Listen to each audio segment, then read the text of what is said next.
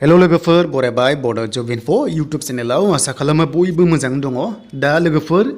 UPSC नि आन्डाराव साख्रि ओंखारदों आर्मी नेवी एयारफोर्स दा जायफ्रा एलिजिबल जायो एप्लाइखौ खालामदो हिनजावफोर हौवाफोर गासैबो हागोन आरो बेनि लास्ट डेटआ 10 जानुवारि दा बेसेबां क्वालिफिकेशन क्राइटेरिया नांगौ जों डिटेल्सखौ नायगोन डाइरेक्ट आं नोंथांमोननो पिडिएफ फाइलखौ लाबोदों बेनिफ्राय डिसक्रिप्शनाव अनलाइन एप्लाइ लिंकआ दङ स' नोंथांमोना नायनो हागोन दा लोगोफोर बे जाबाय अफिशियेल नटिफिकेशन दा बेयाव नोंथांमोना अनलाइन लिंकखौ मोनगोन आरो बिनि लास्ट डेटआ 10 जानुवारि नोंथांमोनाथ' मिथिखाबाय स' दानिया अनलाइन एप्लाइ खालामनांगोन स' नोंथांमोना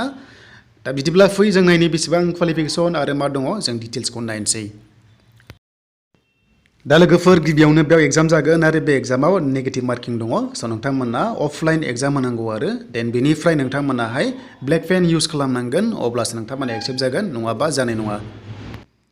स' बेनिफ्राय नोंथांमोननि एग्जामा जागोन एप्रिलनिफ्राय आरो बेयाव नोंथांमोननि पस्टआ थागोन थ' नोंथांमोननि जिखुनु जाया एग्जामखौहाय एप्रिल 16 आव जानायखौ नुनो मोनगोन UPSC आ कन्डाक्ट खालामगोन बे पस्टआ दङ आर्मि 208 दङ बेनिफ्राय 10 फिमेल दङ आरो लोगोसे नेभियाव 42 दङ साथाम हिनजावफोर दङ बे जाबाय अल इन्डिया सिलेक्शन प्रसेस स' बेनिफ्राय एयारफोर्सआव 92 दङ पस्टआ आरो बेनिफ्राय सानैया हिनजावफोर दङ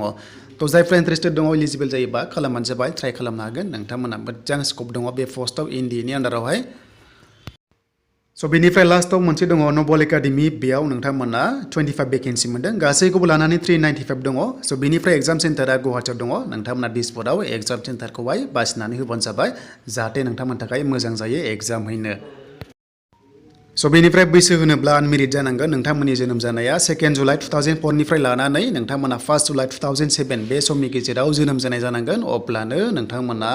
बेयाव एप्लाइ खालामनो हागोन स' बेनिफ्राय फरायनायखौ नायनोसै फैदो बेसेबां क्वालिफिकेशन नांगौ दा आर्मियाव नोंथांमोना खालामबा HS पास नांगोन पार्सेन्ट नाङा जास्ट HS पास बानो जागोन नोंथांमोना बे नेशनेल डिफेन्स एकाडेमि इन्डियानि आन्डारावहाय स' बेनिफ्राय एयारफोर्सआव नोंथांमोननिया HS पास खालामनांगोन साइन्स जाथारनांगोन जेरै साबजेक्टआ थानांगोन नोंथांमोना फिजिक्स केमिस्ट्रि आरो मेथ्स स' नोंथांमोना थानाय जानांगोन अब्लानो बे पस्टआव हागोन खालि सिम्पल पासआ नोंथांमोना आर्मियाव हागोन जायफोरना बैसोआ गोरोबबाय नोंथांमोना खालामदो जाहाथे नोंथांमोनाहाय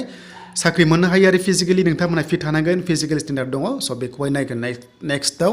बाट नोंथांमोना एग्जामबो होग्रोनांगोन बेनिफ्राय STफ्रा एग्जाम फिस गैया स' नोंथांमोना अनलाइन खालामबानो जाबाय जायफ्रानोखि इलिजिबल जाबाय स' बेनिफ्राय एग्जामा बेसेबां जागोन जों डिटेल्सखौ नायनोसै भिडिअखौ खालामा दा एग्जामनि सिलेबासखौ नायदो नोंथांमोना हमना ला मेथ्स दङ स' बेनिफ्राय जेनेरेल एबिलिटि टेस्ट दङ नोंथांमोना आराय घन्टा टाइम मोनदों फार्स्टनिया मेथ्सना 300 आरो नेक्स्टना 600 गासै 900 नोंथांमोना बेयाव नुनो मोनदों दा जायखिजाया नोंथांमोनाहाय जायफ्रा इन्टारेस्टेड जायो बा नोंथांमोना इलिजिबल जायो एप्लाइखौ खालामदो स' बेनिफ्राय गोदान साख्रि फैगासिनो दङ APDCL फरेस्टआव स' नोंथांमोननि थाखाय लेटेस्ट आपडेट सफैगोन दा लिंकआ डिसक्रिप्सनाव दङ नोंथांमोना डिटेल्सखौ नायदो बेनिफ्राय PDF फाइलखौबो नोंथांमोना नायनो हागोन अफिसियेल वेबसाइटनिफ्राय